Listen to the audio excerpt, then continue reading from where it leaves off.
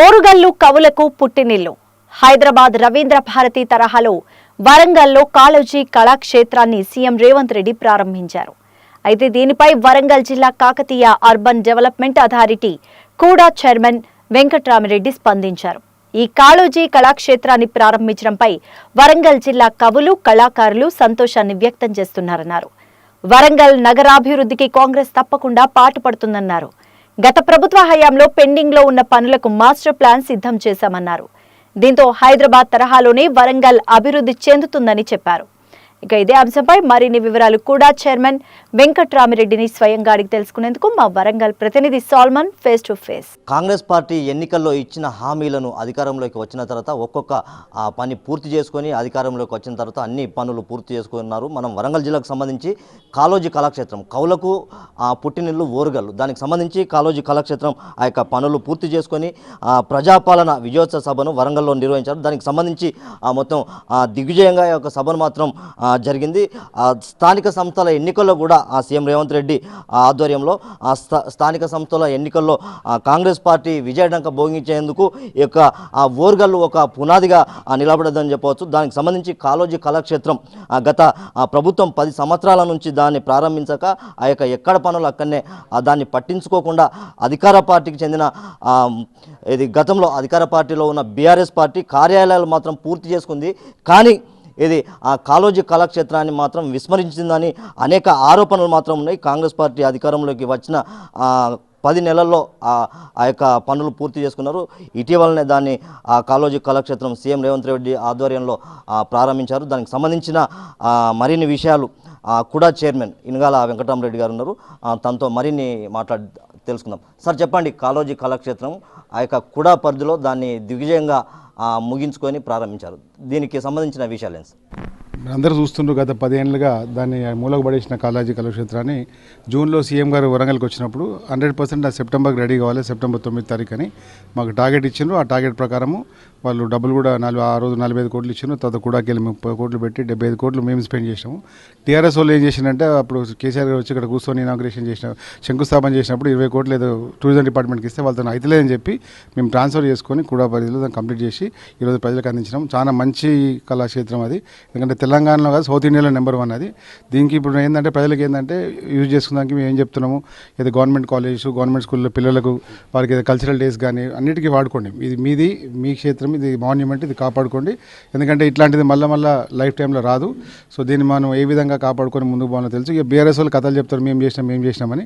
ఎవరు చేసినారో ప్రజలకు తెలుసు. దాదాపుగా 75 కోట్లు మేము ఇచ్చి దాన్ని కంప్లీట్ చేసినాము. అదేవిధంగా అన్ని ఏదైతే వాళ్ళు వదిలిపెట్టిన పనులన్నీ కూడా మేము కంప్లీట్ చేస్తున్నాం.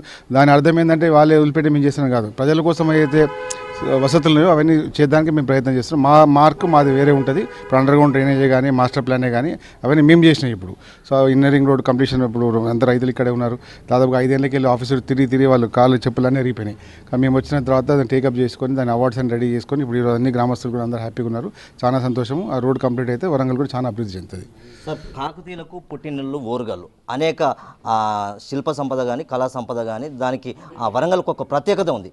అదే క్రమంలో కళాక్షేత్రం, కాళోజీ కళాక్షేత్రం కూడా ఆ యొక్క పేరులోకి లిఖించబడే విధంగా, అంటే రాబోయే తరానికి కాళోజీ కళాక్షేత్రం హైదరాబాదు తరహాలో ఇక్కడ వరంగల్లో ఏర్పాటు చేయడం, ఆ తర్వాత కూడా ఆధ్వర్యంలో అది పూర్తి చేసుకొని అంటే ఏ విధంగా మీ పాలన ఉంది? ఇప్పుడు దాన్ని రవీంద్ర భారతి తరహానే రూల్స్ అన్ని రెడీ చేస్తాము. ఓన్లీ ఫర్ ఆర్ట్ కల్చర్ యాక్టివిటీస్కి, అవార్డ్ ఫంక్షన్స్కి, సన్మాన సభలకు, నాటకాలకు, గవర్నమెంట్ కాలేజీల పిల్లలకు వాళ్ళ కల్చరల్ డేస్కి తప్ప వేరే ప్రైవేట్ పార్టీస్ కానీ పెళ్ళిళ్ళకి కానీ ఎటువంటిది ఉండదు. 100% పొలిటికల్ మీటింగ్స్ కావు, దాంట్లో పెళ్ళిళ్ళకి కావు. ఓన్లీ ఆర్ట్ అండ్ కల్చర్ దాన్ని ఒకటే ప్రమోట్ చేస్తాం. రూల్స్ కూడా బయటికి తీసుకొస్తాం. దానికి వెబ్సైట్ పెడతాము, ఆన్లైన్ బుకింగ్ స్టార్ట్ చేస్తాము. తప్పకుండా దాన్ని కాపాడుకుంటాం. సార్, గత ప్రభుత్వం మాస్టర్ ప్లాన్, వరంగల్కి సంబంధించిన మాస్టర్ ప్లాన్ అని ఇది ఒక బూచి చూపించిన విధంగా జరిగింది. అంటే మీ ప్రభుత్వం వచ్చిన కొద్ది నెలల్లోనే అది పూర్తి చేసుకొని దానికి ఒక ఆమోద ముద్ర పడ్డది. అదేవిధంగా ఆ తర్వాత కుడా పరిధిలో అనేక గ్రామాలు, అనేక మండలాలు విలీనమైనవి. అంటే ప్రజలకు ఏ విధంగా చెప్పదలుచుకున్నారు సార్? ఇప్పుడు మాస్టర్ ప్లాన్ అని చెప్పి వరంగల్ ప్రజలు 10 ఏళ్ళుగా వెయిట్ చేస్తున్నారు. అన్ని 20-30 మాస్టర్ ప్లాన్లు మార్కెట్లో సర్క్యులేషన్ ఉన్నాయి. ఎవరికి ఇష్టం ఉన్నట్టు వాళ్ళు దాన్ని వాడుకొని బీఆర్ఎస్ నాయకులు దాన్ని మొత్తం ఖరాబ్ చేసి పెట్టిండ్రు. మేము వచ్చిన తర్వాత దాన్ని ప్రక్షాళన చేసి అందరు ఎమ్మెల్యేతో కూర్చొని ప్రతి ఒక్క ఎమ్మెల్యే సహకరించారు. వాళ్ళు వచ్చి వాళ్ళకి ఎక్స్ప్లెయిన్ చేసి వాళ్ళ కన్సర్న్ లెటర్ తీసుకొని ప్రజలతో కన్సర్న్ తీసుకొని పాతసారి ఎప్పుడైతే డ్రాఫ్ట్ మాస్టర్ ప్లాన్ వచ్చిందో దానిలో వచ్చిన 3000 అబ్జెక్షన్స్ కూడా అన్ని కన్సిడర్ చేసుకొని ఈ మాస్టర్ ప్లాన్కి రూపకల్పన చేసినాం. దాదాపుగా 3 నెలలు కష్టపడి దీన్ని చేసినాం. సీఎం గారికి ధన్యవాదాలు. ఎందుకంటే ఈ మాస్టర్ ప్లాన్తో వరంగల్ ఒక రూపకరణ మొత్తం చేంజ్ అవుతుంది. దీంతో పాటు మన కొత్త సాఫ్ట్వేర్ కంపెనీ కానీ ఇండస్ట్రీస్ కానీ అన్నీ కూడా వస్తాయి. ఇప్పుడు కొత్తగా ఎయిర్పోర్ట్ వచ్చింది కనుక ఎయిర్పోర్ట్తో దీన్ని మనం కలుపుకుంటే 100% నెక్స్ట్ 5 yearsలో Warangal will be in competition with Hyderabad. అంటే ఇది ఐఆర్ఆర్ సంబంధించిన లేకుంటే కొంతమంది భూ నిరసితులు వాళ్ళు కొంత ఆందోళన చెందుతున్నారు. అంటే వారికి ఎలాంటి భరోసా కల్పించేందుకు మీ ప్రభుత్వం ఉంది? ఇప్పుడు పాపము 5 ఏళ్ల కింద భూమి సేకరించారు, అప్పటికి డబ్బులు కట్టలేదు. కానీ మేము వచ్చినాక మళ్ళీ వాళ్ళందరినీ కూర్చోబెట్టి రైతులందరినీ కూర్చోబెట్టి ఆర్డీఓ గారు కమిటీ చేసి ఇప్పుడు ఉన్న రేటు ప్రకారం వాళ్ళందరూ అవార్డు కూడా డిక్లేర్ అయిపోయింది. దాదాపుగా 107 కోట్ల రూపాయలు సీఎం గారు అనౌన్స్ చేశారు. అది ఇవాళ రేపు వాళ్ళ అకౌంట్లో కూడా పడతాయి. అందుకే అందరూ వచ్చిండ్రు, చాలా సంతోషంగా ఉంది. ముందు కూడా ఇంకా ఎనమామలో ఉన్న పైడిపల్లి ఉంది, 4 కిలోమీటర్లు కూడా కంప్లీట్ చేసి ఐఆర్ఆర్ కంప్లీట్ చేసినాక ఆల్రెడీ ఓఆర్ఆర్ సర్వే అవుతుంది. ఓఆర్ఆర్ కూడా టేకప్ చేద్దానికి రెడీగా ఉన్నాము. ఆల్రెడీ నేషనల్ హైవేస్తో మాట్లాడుతున్నాము. మంత్రి గారు మాట్లాడుతున్నారు, ఇన్ఛార్జ్ మంత్రి గారు, ఎమ్మెల్యే గారు అందరూ మాట్లాడుతున్నారు. 100% ఓఆర్ఆర్ కూడా మా టైంలో కంప్లీట్ చేస్తాం. సార్, నగర పరిధిలో అంటే వరంగల్ సుందరీకరణలో భాగంగా కొన్ని జంక్షన్లను ఏర్పాటు చేసుకొని కొన్ని ప్రాచీన కట్టడాలు కానీ లేకుంటే అలాంటి ఏర్పాటు చేశారు. ఇంకా ఏమైనా అంటే కొత్త జంక్షన్స్ అంటే నగరం పెరిగే కొద్దీ కొత్త జంక్షన్స్ ఏర్పాటు అవుతున్నాయి. దాంట్లో కూడా ఆ జంక్షన్లలో ఏదైనా సుందరీకరణలో భాగంగా ఎలాంటి విగ్రహాలు ఏర్పాటు చేస్తారు సార్? ఇప్పుడు విగ్రహాల కన్నా ముందు ప్రజల సంక్షేమం ఇంపార్టెంట్. సో మనం ఇప్పుడు అండర్గ్రౌండ్ డ్రైనేజ్ స్టార్ట్ చేస్తున్నాం. డిపిఆర్ రెడీ అవుతుంది. అండర్గ్రౌండ్ చేసిన క్రమంలో ఏమైందంటే చాలా మటుకు రోడ్లన్నీ తోవాల్సి వస్తుంది, కొన్ని జంక్షన్స్ చేయాల్సి వస్తుంది. సో అవన్నీ అయిపోయినాక అప్పుడు సుందరీకరణ మీద దృష్టి పెడతాం. ఎందుకంటే మెయిన్ ఇంపార్టెంట్ అండర్గ్రౌండ్ డ్రైనేజ్. దానికోసం మేము తపన పడుతున్నాము. ఆల్రెడీ డిపిఆర్ రెడీ అవుతుంది. మనం 4000 కోట్లు అడ్మినిస్ట్రేటివ్ శాంక్షన్ కూడా వచ్చింది.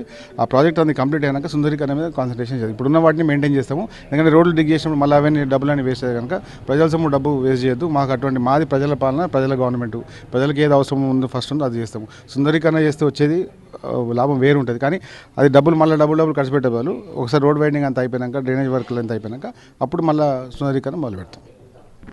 వరంగల్ నగర అభివృద్ధికి ఖచ్చితంగా కాంగ్రెస్ ప్రభుత్వం అన్ని విధాల సహాయ సహకారాలు అందించేందుకు కృషి చేస్తుంది. ఖచ్చితంగా కూడా ఆధ్వర్యంలో కూడా ఆ నగర ప్రజల శ్రేయస్ కోసం, నగర ప్రజల అభివృద్ధి కోసమే ఈ యొక్క కూడా కానీ లేకుంటే కాంగ్రెస్ పార్టీ అధికారంలో ఉన్నంతసేపు పేద ప్రజల కోసమే పనులు చేసే విధంగా ఉంది. ఖచ్చితంగా వరంగల్ను నగరాభివృద్ధిలో హైదరాబాద్ తరహాలో వరంగల్ అభివృద్ధికి ఖచ్చితంగా కాంగ్రెస్ ప్రభుత్వం కృషి చేస్తుంది. దానికి సంబంధించి డిపిఆర్ కూడా మొత్తం పూర్తి చేసేందుకు అధికారులను సమాయత్తం చేసేందుకు కూడా చైర్మన్ ఆధ్వర్యంలో అన్ని ఏర్పాట్లు చేశారు.